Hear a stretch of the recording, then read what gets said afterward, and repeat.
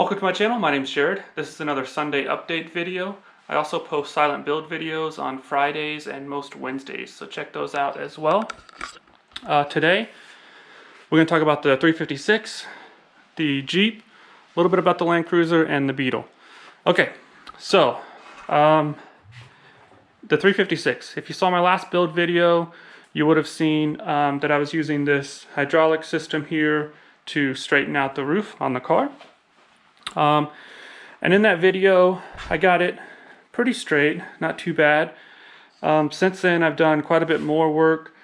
It's a very slow process, and what I've been doing is I have a like a washable marker, and I would mark around where a dent was, and then I would press it up from the inside and then tap around the outside of it with a hammer. And I've been doing that for a few days now, and then you can also see here that I've buffed out the roof as well as part of the back of the car. And that was to help me locate some of those dents as they were getting smaller. And then also I just kind of moved on and started buffing the rest of it to see how it's going to come out. But so the roof is looking much better for sure. I mean, compared to what it was, it's amazing what it looks like now. I'll keep messing with it a little bit. But it's one of those things where if you focus just on this area, it still looks awful. But once you step back and see the car as a whole, especially when it's all clean and has new wheels and tires and it's all cleaned up, it's going to look, I think, okay. I think it's going to be, I'll be able to drive it the way that it is for now. I did put some new wheels on it. I had these wheels, they're 5.5 wide, so a little bit wider than stock. But I think they're going to fit okay. I had these off of a 911 project that I had in the past, and they were in like brand new condition. So I'm making a lot of good progress on the car. I've also kind of gone through it a little bit more, and I'm finding out more and more what parts are missing and what parts I'm going to need. But I'll just kind of go over my thinking as far as the bodywork and what my plans are. I mentioned in my last update video that my goal is to straighten this thing out and not repaint it.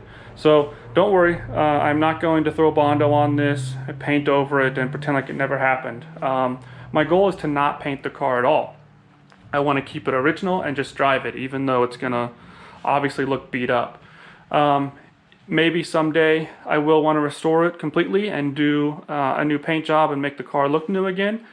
And if that happens, I'm still not going to just Bondo this and paint it. I would cut the top off of it. Obviously this top is pretty much ruined in my opinion if you want a nicely finished car. So I would still cut this off. Same thing with the front fender. This is still going to be by far the biggest challenge, and I don't know how well I'm going to be able to get this to get its shape back. But after doing the top, I think there's a good chance I'll get this straight enough that I can drive the car as it is and enjoy it for a while. So again, if I do end up painting this car, whether that's soon or years down the road, I would still cut this off and replace it with straight new panels. I don't see this as a repair, like a permanent repair. I see this as something that the car can still be enjoyed as it is without it going through a multi-year restoration. Because once you strip this thing down, you know, these restorations take years and years sometimes, and I want to drive it much sooner than that. So we're making good progress. The roof is looking pretty good. This will probably be the last thing I work on. I think next I'm probably going to start working on the doors. And the doors are not in nearly as bad a shape as the top was. So it's going to be a little bit harder to get in there with the hydraulic. There's another hydraulic thing that separates that goes inside the door. So it's going to be a little tricky to get to, but the damage isn't nearly as bad. There's a lot less paint missing from the doors, so I'm pretty sure those are going to come out okay. And then I'll show you, I'm really pleased with how the paint is coming out. So this has oxidization on it. Somebody spilled some black paint or something on the car here, and this black paint extended over into this area, and you can see that where I've buffed it, the black paint is gone. It's able to take that off. This is definitely an original paint on the car. People have asked how I know, and you can tell by inspecting it. It's not 100% original, but you can see like where it chips off, there are not multiple colors or layers of paint. I mean, this is the only layer of paint on most of the car. Now up front, there's a little bit of overspray down below, so obviously parts of the front have been painted. And I found a few areas where there was some overspray. Let's see, like right here on this rubber grommet, there's a little bit of overspray. So obviously they paint, and you can kind of see a line here. So the front of the car, some sections of it must have had some respray done. But for the most part, especially the back of the car, it's all original. And original paint, it always comes out really nice. It buffs out really well. So I'm very happy with how this is coming out. I got these. I've ordered all the missing glass for the car. So the windshield, the rear window, the side glasses, everything I need. So once, especially the windshield and the rear glass, once they come in, then I'll be able to start setting them into the car, and I'll have to do the final tweaks. I think the top is still slightly over to this side more than it should be. So I'm gonna have to still kind of square things up once I have that glass as a reference. But I think, and these side windows, there's still a little bit of a different angle, I think, on this B pillar. So I'm gonna tweak it as much as I can, but you know, most likely it's not gonna seal perfectly. You know, it's a damaged car. The first thing you're gonna notice when you look at it is that it's been in a bad accident. That's just the way it is. It's part of the car's story. You know, these things don't seal that well. At least like my 912 and 911s, they don't seal that great anyways because they're so old. You typically have the windows down when you're driving them. You don't have the AC on because there's no AC. So I'm sure there's going to be some issues with it not being perfectly sealed. It's obviously going to look wrecked. But it can run and drive just like any other 356. So I can definitely enjoy it as it is. But yeah, so that's the 356. So on to the Jeep. In my last update video, I mentioned that I dropped the head off at a machine shop and they were going to let me know whether or not it could be repaired. There were at least 2 valve seats that were damaged.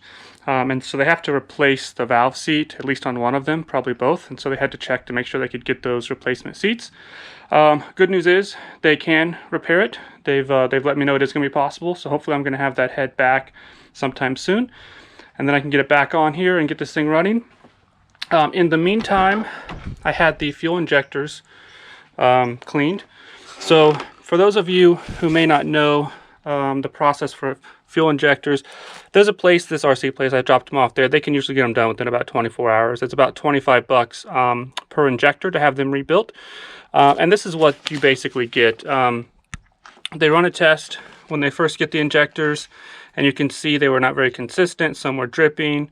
The amount of fuel it was putting out was pretty not consistent throughout. And so then they rebuild them, and then they do the test again. And you can see they're all excellent. They also give you the parts that they took off. So you can kind of see there are these little filters that are inside the injectors, and those can get clogged up over time. So they take those out and replace them, and then they also replace all the seals. But anyway, you get them back looking and working like new for, like I said, about $25 per injector. So I like to do that anytime I do any kind of major work on a car that has fuel injection. So the Jeep is moving right along. It should be running again soon. And then pretty much just as soon as it's running, I'm going to list it for sale. I'll be throwing it up on eBay. So I'll probably let you guys know in one of the update videos whenever I've listed it in case you're interested in buying it. So here's the Land Cruiser. We'll touch on this real quick. It's been extremely windy and rainy the last few days. And here in Southern California, it almost never rains. I'd say about 9 months out of the year, it never rains. It's only about a 3-month period when it could possibly rain. And in that period, you may only get a handful of rains for the whole year. But we did get some rain recently, and of course it was while I had this thing in bare metal and sitting outside. And the wind ripped the cover off of it the first day. So it did get some direct rain right onto the bare metal. So now I'm going to have to deal with a little bit of surface rust. I think I caught it quick enough, and it wasn't that much rain. It was like maybe 15-20 minutes of rain, and I don't know how much of that was actually exposed when the cover blew off, but I dried it as best I could. I put a new cover on it and strapped it down tighter, and I'm pretty sure the rain's done now.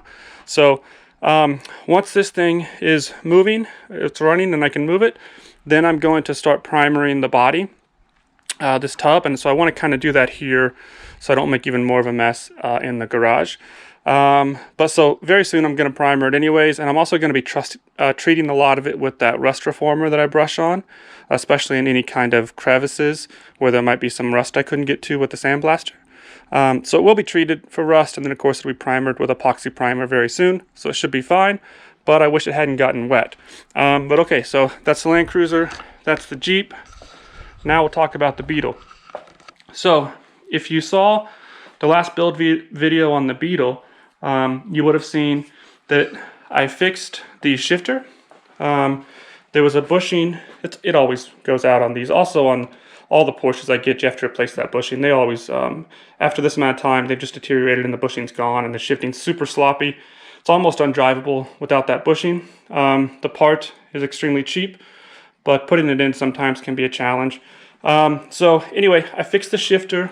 I also got a lot of work done on the dash.